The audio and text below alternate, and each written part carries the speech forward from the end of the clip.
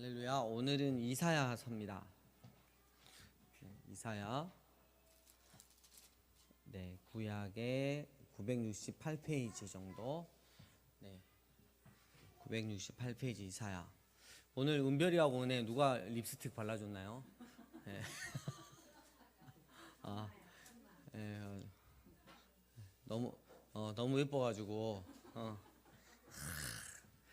담양 것들이 완전히 강주 것들 돼버렸다니까.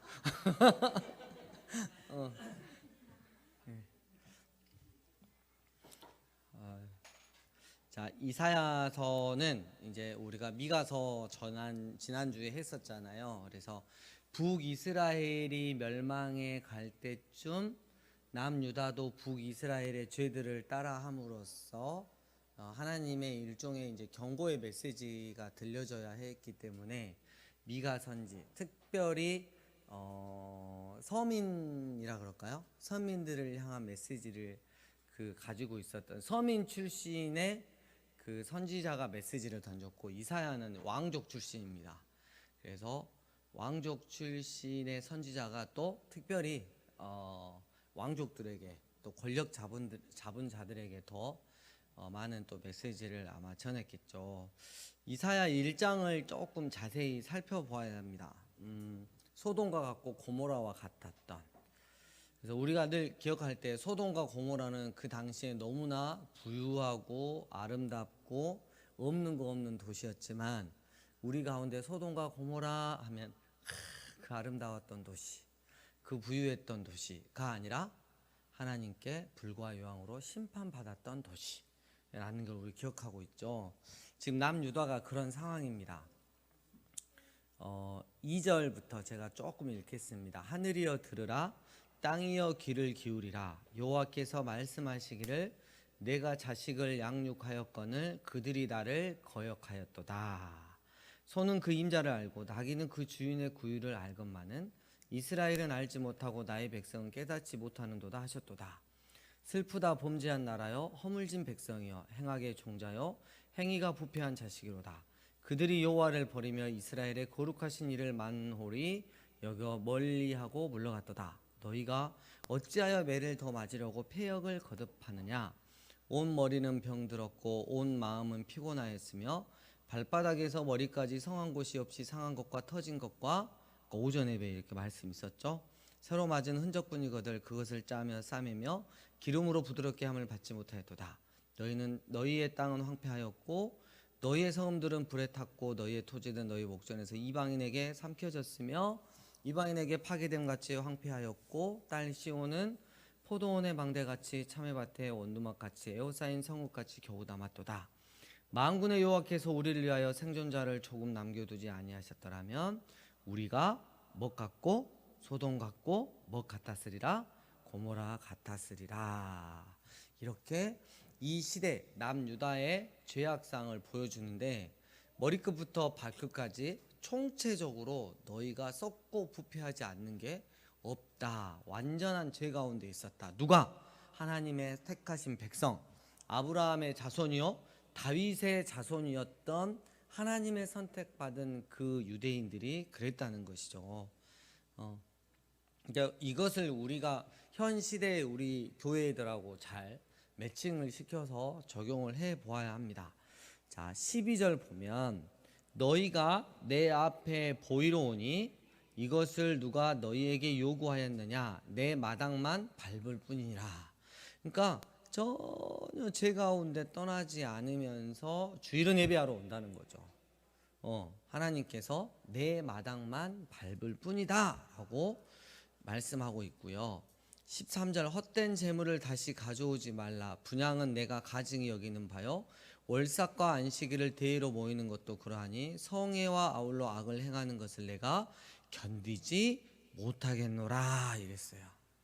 왜 성애를 열고 거룩한 모임을 열고 이렇게 하는 것, 예배 드리는 거 즐거워 받으실 것 같은데 하나님께서 견디지 못하겠다고 말씀하십니다. 문제는 월삭과 안식일에 드리는 예배가 아니라 우리의 일상의 삶이 하나님께서 점검을 하신 거죠.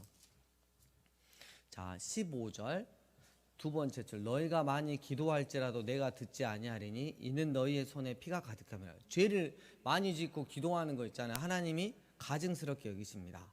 그래서 너희는 스스로 씻으며 스스로 깨끗하게 하여 내 목전에서 너희 악한 행실을 버리며 행악을 그치고 선행을 배우며 정의를 구하며 학대받는 자를 도와주며 고아를 위하여 신원하며 과부를 위하여 변호하라 하셨느니라.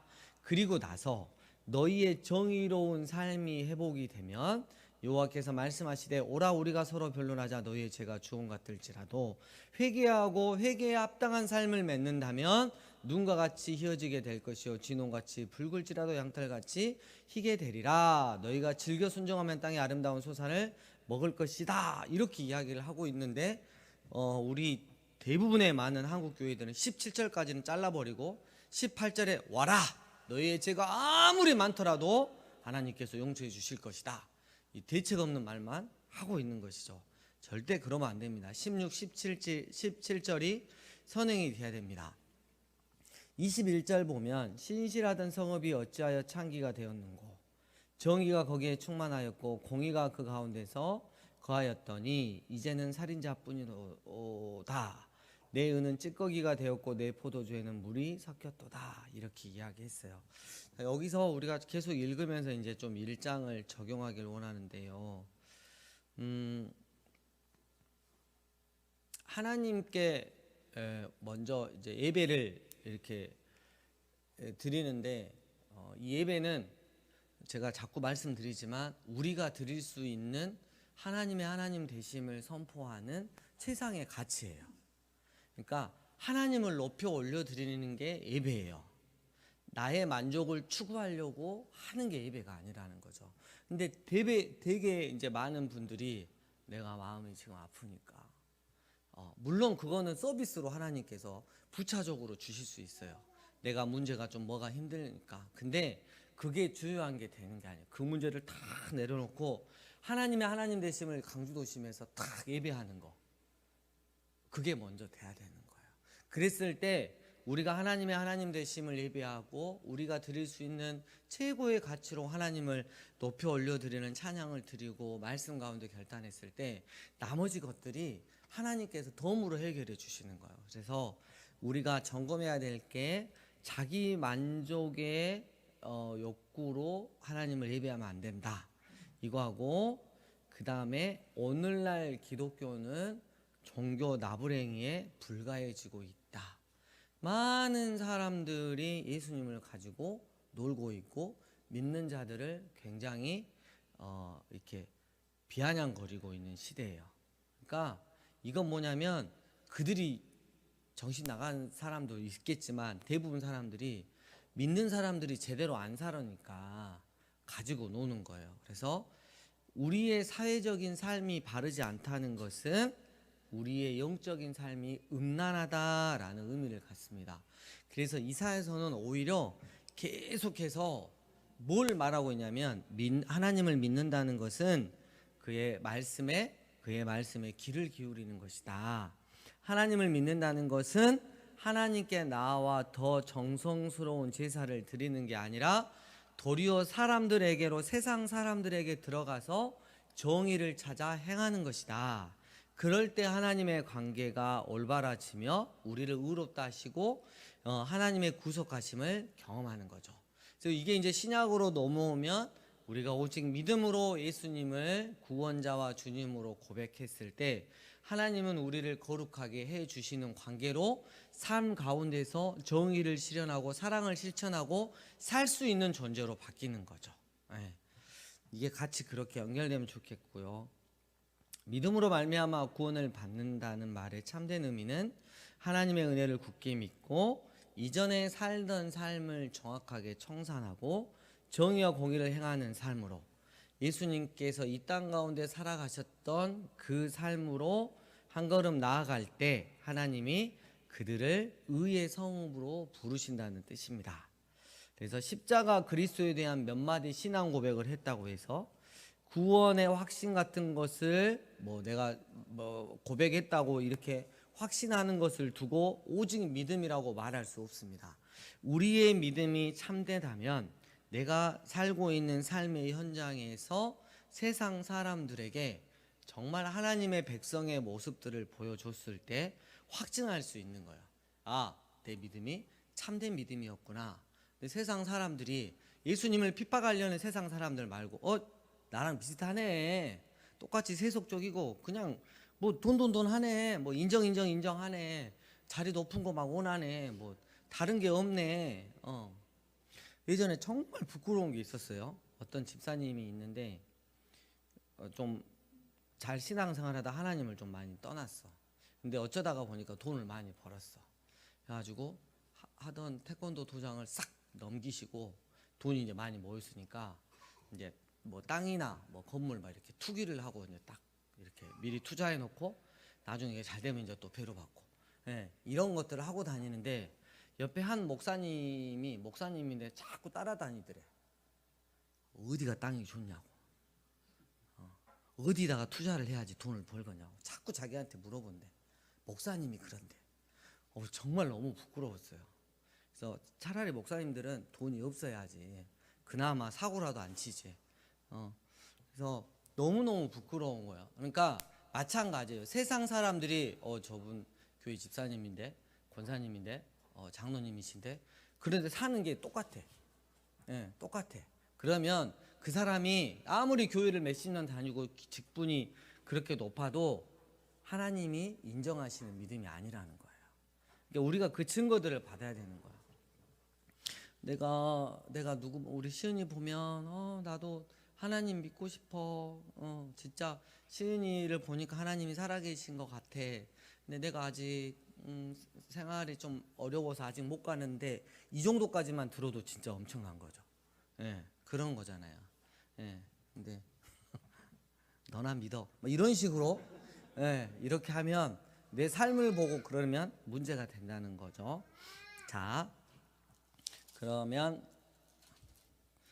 5장으로 잠깐 넘어가겠습니다. 조금 이따 앞으로 오고요. 자, 5장이 포도원의 노래라고 하는데요. 1, 2절을 함께 읽겠습니다. 시작. 나는 내가 사랑하는 자를 위하여 노래하되 내가 사랑하는 자의 포도원을 노래하리라. 내가 사랑하는 자에게 포도원이 있으며 심히 기름진 사내로다. 땅을 파서 돌을 제하고 극상품 포도나무를 심었도다. 그 중에 망대를 세웠고 또 그 안에 술틀을 팠도다. 좋은 포도 맺기를 바랐더니 들포도를 맺었다. 그럼 이거 이스라엘 백성들, 하나님께서 선택하신 백성들, 하나님께서 은혜로 선택해서, 예, 야곱의 12아들을 통해서 12지파 이스라엘이라는 민족을 만드셨잖아요. 그리고 출애굽 시켜서 종되었던 곳에서 구원시키셔서 가나안 땅으로 인도하신 그 하나님 있잖아요. 너희들한테 극상품 포도나무라 그래요. 심었는데 여기서 지금 들포도를 맺었다 그러니까 그래도 좀 괜찮나? 아니고요. 히브리어로 보면 바하십니다. 악취나는, 다른 품종이 아니라 악취나는 포도가 되었다. 속에서 썩은 포도가 되었다라는 뜻이에요. 하나님은 분명히 극상품의 포도나무를 심으셨는데 열매가 뭐가 맺었다고요? 악취나고 썩은 포도나무 열매가 됐다는 거죠. 그러니까 이스라엘이 그랬다는 거예요. 남유다가 그랬다는 거예요. 여러분, 교회가 이랬다는 거예요. 그러니까 우리가 이 말씀을 보고 돌이켜야 되는 것이죠. 그래서 정말 하나님께서 나를 정말 지극히 사랑하시며 극상품의 포도나무라고 나를 세워주셨는데, 나의 삶의 현장 가운데서는 계속 다른 품종이 아닌 계속 썩고 냄새나고 악취나는 그런 포도 열매가 되면 안 된다는 거죠. 그래서 계속 연결해서 이렇게 좀 살펴보았고요. 이 험난한, 이 말도 안 되는 그 남유다의 그런 시대 상황과 지금 이제 우리 한국 교회와 이 나라 이 상황을 봤을 때 이제 6장으로 넘어가시면 좀 더 이제 이해하기 쉽습니다. 이 상황 가운데 누가 우리를 위하여 갈고 하고 하나님께서 물으시는 거죠. 자, 6장 1절 우시야 왕 때예요. 내가 본즉 이사야가 봤죠. 주께서 높이 들린 보좌에 앉으셨는데 그의 옷자락은 성전에 가득하였고 스랍들이 모시고 섰는데 각각 6 날개가 있어 그 둘로는 자기 얼굴을 가리었고 그 둘로는 자기의 발을 가리었고 그 둘로는 날며 서로 불러 이르되 거룩하다 거룩하다 거룩하다 만군의 여호와여 그의 영광이 온 땅에 충만하더라. 그래서 이사야가 천상에 있는 그 모습들을 봤던 거죠. 환상 중에 이거 보고 지금 기록했는데 그 스랍들이 날개들로 이렇게 얼굴 가리고 그 다음에 자기 발은 세속적이니까 영광의 하나님을 감히 볼 수 없고 세상의 그 발이라고 하는 건 세상의 세속적인 걸 그걸 가리고 나머지 두 개로 하나님을 찬양했다. 오늘 우리 그 저기 방송 팀장이 있잖아요 뒤에. 예, 그래서 이 말씀이 생각이 났는지 오늘 그 목사님 설교할 때 영상 출력을 기도손으로 계속 놔뒀대요. 그림으로. 예. 그래서 목사님 얼굴이 하나도 안 났대. 속되다는 거지. 목사님 얼굴은 보면 안 된다는 거지. 그래갖고 이 기도손으로 그림으로 덮어버리고 그렇게 예배가 끝났다고 하는. 그래서 오늘 주일 예배 영상을 보면 목사님 얼굴이 안 나온다는 거. 계속 기도손만 이렇게 나오는 거죠. 그러니까 우리 교회에서 이렇게 속되고 막 이렇게 거짓된 건 이제 목사님이라는 거죠. 그래서 아주 의도적이지 않았나. 네. 제가 요즘에 그 저 팀장한테 자꾸 좀 한 소리씩 했거든요. 그래서 뭔가가 좀 삐뚤어지지 않았나. 그래서 자기는 새로운 시도를 했을 뿐인데 속된 것을 가리는 그런 결과를 가졌으니까 제가 이러고 삽니다. 그래서 이제 이사야가 나같이 부족한 게 감히 하나님의 영광을 받네 하고 두려워했을 때, 자 6절 그때 스랍 중 하나가 불젓가락으로 제단에서 집은 바 핀 숯을 손에 가지고 내게로 날아와서 입술에 대가지고 네 죄가 사해졌다 그랬는데, 죄인들에게 하나님의 오직 주권적인 은혜로만 우리의 죄가 사해질 수 있다. 그리고 이제 8절 함께 읽어보겠습니다. 시작. 내가 또 주의 목소리를 들으니 주께서 이르시되 내가 누구를 보내며 누가 우리를 위하여 갈고 하시니 그때 내가 이르되 내가 여기 있나이다 나를 보내소서 하였더니. 그러니까 이 험난한 세상 가운데 모두 다 하나님을 떠나고 하나님을 비웃고 조롱하던 이 시대에 하나님의 아픈 마음을 가지고 선지자적인 삶을 살 사람이 누구냐라고 했었을 때 주님 제가 여기 있습니다. 제가 가겠습니다. 이렇게 고백을 하는 거죠. 자, 재밌는 게 있어요. 9절 여호와께서 이르시되 가서 이 백성에게 이르기를 너희가 듣기는 들어도 깨닫지 못할 것이요 보기는 보아도 알지 못하리라 하여 이 백성의 마음을 둔하게 하며 그들의 귀가 막히고 그들의 눈이 감기게 하라. 염려하건대 그들이 눈으로 보고 귀로 듣고 마음으로 깨닫고 다시 돌아와 고침을 받을까 하노라. 이때 여러분 하나님 마음이 어때요? 하나님 마음이 맞아 서운한 것도 있고, 근데 절대로 너 가서 걔들을 회개시키면 안 된다. 이게 지금 그거잖아요. 얘들이 회개하고 돌아올까 무섭다고. 그때 하나님 마음이 어때요? 이 마음이 이사야가 예 알겠습니다. 절대로 회개시키지 않겠습니다. 이렇게 가면 되겠어요? 이 여기에 숨겨 있는 하나님 아버지의 마음은 이스라엘이 돌아오기를 원하는 그 마음이었잖아요. 그 제가 이렇게 그 응답하라 1988 그거를 이렇게 우리 자녀들이 추천해 줘가지고 조금씩 보고 있거든요. 근데 그 드라마가 뭐냐면 1988년 딱 그냥 그냥 알죠? 고등학교 때 너무나 코드가 맞는데 그 어머니에 대한 주제가 나왔어요. 엄마는 강하다. 어머니에 대한 이렇게 주제가 나왔는데요. 그 딸이 서울대 간 딸이 말을 안 들어. 어머니 이거를 했어. 경찰이 잡으러 왔어. 그래가지고 잡힐 뻔했는데 엄마가 가로막으면서 그 딸을 향해서 이제 변호를 하고 비를 맞으면서 그리고 엄지 발가락에는 막 피가 막 질질 흐르면서 그러면서 그 딸이 깨달아 아는 거예요. 엄마가 항상 나한테 막 하고 엄마가 항상 부끄러운 존재였고 엄마는 왜 저러실까 그랬는데 그 이유가 딱 하나 있었다고. 날 사랑했기 때문이라고.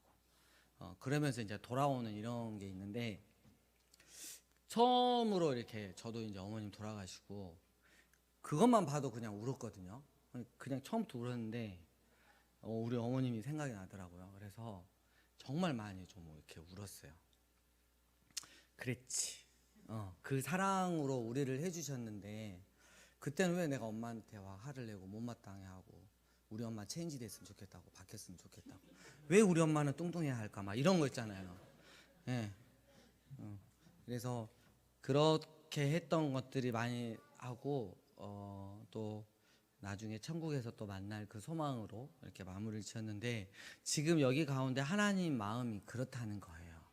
하나님의 큰 사랑을 알아야 되는 거죠.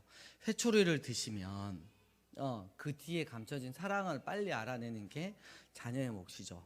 보세요. 13절 끝부분에 거룩한 씨가 이 땅의 구루터기다 이랬어요.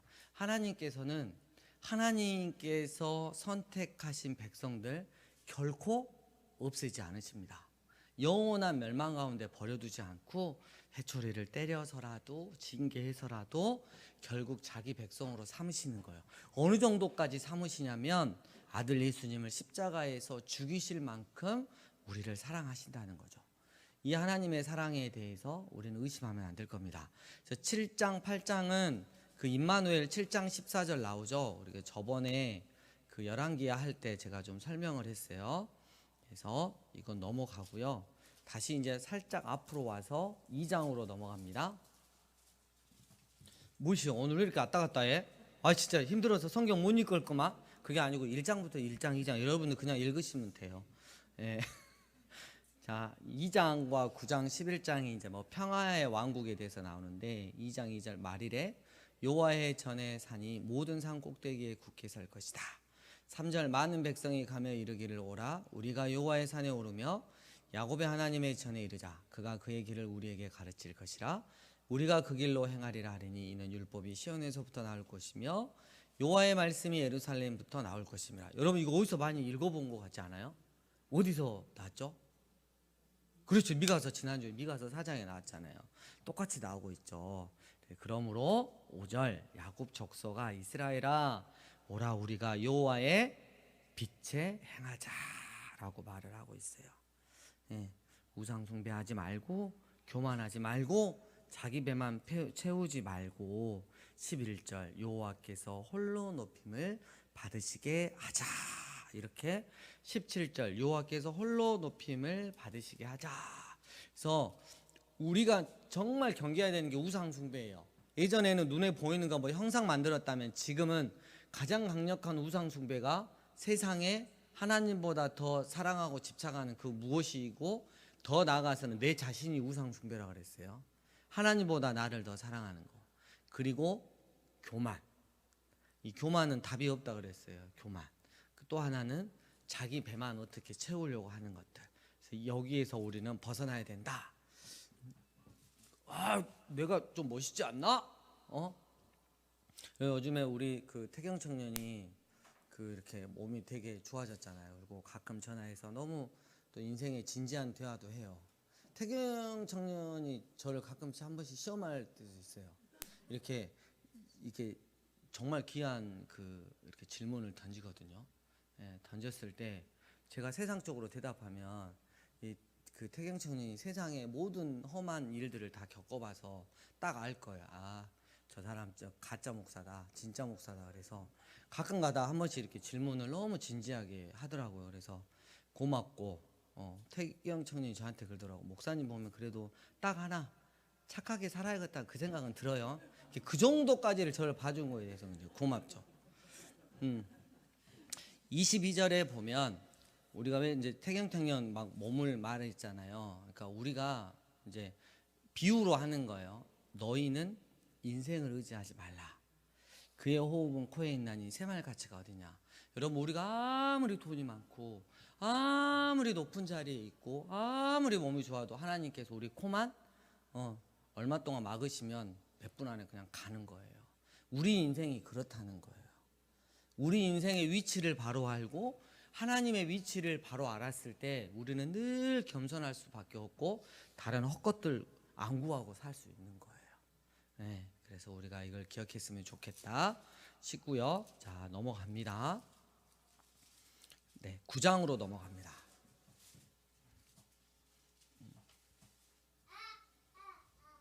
알았어, 빨리 끝낼게.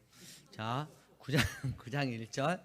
전에 고통받던 자들에게는 흑암이 없으리로다. 옛적에는 여호와께서 스불론 땅과 납달리 땅이 멸시를 당하게 하셨더니 후에는 해변길과 요단 저쪽 이방의 갈릴리를 영화롭게 하셨도다. 흑암에 행하던 백성이 큰 빛을 보고 사망의 그늘진 땅에 거주하던 자에게 빛이 비치도다. 여러분, 여기 갈릴리를 영화롭게 하신 분이 바로 이 구약의 말씀을 성취하신 분이 누구셨다? 예수님이셨다. 그래서 그분은 곧 샬롬, 평강의 왕이셨다. 6절, 이는 한 아이가 우리에게 낳고 한 아들을 우리에게 주신 바 되었는데 그의 어깨에는 정사를 메었고 그의 이름은 기묘자라 모사라 전능하신 하나님이라 영존하시는 아버지라 평강의 왕이라 할 것임이라. 그 정사와 평강의 더함이 무궁하며 또 다윗의 왕자와 그의 나라에 군림하여 그 나라를 굳게 세우고 지금 이후로 영원히 정의와 공의로 그것을 보존하실 것이라. 함께 읽겠습니다. 만군의 여호와의 열심히 이를 이루실 것이라. 여러분, 구원은 우리 주님이 하십니다. 절대 지치지 않는 탁월하신 능력으로 반드시 구원의 역사를 하시는데, 이사야 약 700년 후에, 이사야 선지서 시대 700년 후에 하나님의 열심히 인간의 몸을 입히시고 땅으로 아들 예수님을 이 땅 가운데 보내시고 십자가에서 죄값을 치르시고 죽임 당하신 후에 3일 만에 다시 살아나셔서 하늘 보좌 우편으로 올라가셔서 지금도 우리를 위해서 중보기도 하시고 우리를 응원하셨다가 마지막 때 다시 오셔서 우리를 감싸 안아주시며 영원한 천국에서 함께 지내실 이 구원의 큰 서정을 만군의 여호와의 열심히 이루신다고 약속하고 있습니다. 아멘. 그리고 10장 5절 보면 아수르가 좀 나와요. 아수르 사람이 잠깐 나오는데, 화 있을진저 이래갖고 그는 내 진노의 막대기요 내 그 손의 몽둥이는 내 분노라. 그래서 아수르를 통해서 여러분 그 몽둥이를 사용해서 북이스라엘을 좀 멸망시켰잖아요. 근데 아수르가 자기 잘난 줄 알고 어떻게 했어요? 남유다도 껄떡, 다른 데도 껄떡, 자기가 잘난 줄 알고. 우리가 학교에 있었을 때 하루 반장 막 이런 거 한 번씩 시키잖아요. 그럼 반장은 반장 정도로 하면 되는데 자기가 선생님인 양 조금 오버하는 애들 있죠. 그러면 여러분 보기가 참 좋아요. 저것이 진짜 딱 아수르가 그런 모습이었어요. 그래서 하나님께서 아수르를 멸망시킬 것이다 라고 말씀을 하고 계시고요. 11장 이사야 11장은 여러분 기억해 놓으셔야 돼요. 메시아 장이라 그래요. 뭐라고요? 그러면 고난받는 종에 대한 건 몇 장일까요? 53장. 그러죠? 그런 거 없는데 이사야 뭐 이런 식으로 표정을 치면 돼. 네, 그러니까 기본적으로 이사야 11장은 메시아장, 이사야 53장은 고난 받는 종으로서. 그래서 특별히 이 이사야 53장은 유대 랍비들이 그 유대인 청년들에게 읽지 못하게 하는 장입니다. 예, 읽으면 바로 나와요. 이거 누구다? 예수님이라는 걸 나오기 때문에. 자, 11장 이새의 줄기에서 한 싹이 나며 그 뿌리에서 한 가지가 나서 결실할 것이요. 그 위에 여호와의 영 곧 지혜와 총명의 영이요 모략과 재능의 영이요 지식과 여호와를 경외하는 영이 강림하느니. 성령님이죠. 그가 여호와를 경외함으로 즐거움을 삼을 것이며 그의 눈에 보이는 대로 심판하지 아니하며 그의 귀에 들리는 대로 심판하지 아니하며 공의로 가난한 자를 심판하며 정직으로 세상의 겸손한 자를 판단할 것이며 그의 입에 막대기로 세상을 치며 그의 입술의 기운으로 악인을 죽일 것이며 공의로 그의 허리띠를 삼으며 성실로 그의 몸의 띠를 삼으리라. 예수님의 초림에 대해서 나오고요. 6절부터 9절은 이제 예수님의 재림입니다. 다시 오심. 그때 이리가 어린 양과 함께 살며 표범이 어린 염소와 함께 누우며 송아지와 어린 사자와 살찐 짐승이 함께 있어 어린아이에게 끌리며 쭉쭉쭉 나오고 9절 끝부분에 물이 바다를 덮은 같이 여호와를 아는 지식이 세상에 충만할 것이라. 그래서 물이 바다를 덮은 같이 이 물은 하나님의 은혜예요. 바다는 이 고대 사람들은 뭐였냐면 온갖 무서운 악한 것들이 나오는 게 바다예요. 그래서 이 하나님의 은혜인 물이 이 바다를 덮어버렸다. 뭔 소리요? 물이 바다를 당연히 덮지. 바다에 물이 있으니까. 이게 아니고 여러분 이게 뜻이 그거예요. 하나님의 은혜가 모든 악하고 두려운 것들을 덮고 남음이 있었다. 그 헝가리 부다페스트 가서 제가 그 선상 기도회 인도를 맡았거든요. 예. 그래서 경치를 빨리 봐야 된다고, 많이 봐야 된다고 5분 주더라고요. 기도회 30분하고 5분 봤어도 되는데, 아무튼 5분을 줬는데 그때 제가 이거였어요. 왜냐하면 3년 전에 여러분 아시죠? 그 야경 투어하다가 한국 사람들 죽었잖아요, 배에. 근데 그 헝가리를 덮고 있는 모든 악하고 무섭고 더러운 것들, 하나님의 은혜로 이 나라가 그렇게 변화되길 원합니다라고 함께 이렇게 기도했던 그런 기억이 납니다. 그래서 물이 바다를 덮은 같이 그런 뜻인 기억하세요. 자, 그리고 이제 10장 쭉 11장 읽어보시고 12장 2절 3절 함께 읽겠습니다. 시작. 나의 구원이시라. 내가 신뢰하고 두려움이 없으리니 주 여호와는 나의 힘이시며 나의 노래시며 나의 구원이심이라. 그러므로 너희가 기쁨으로 구원의 우물들에서 물을 기리로다. 아멘.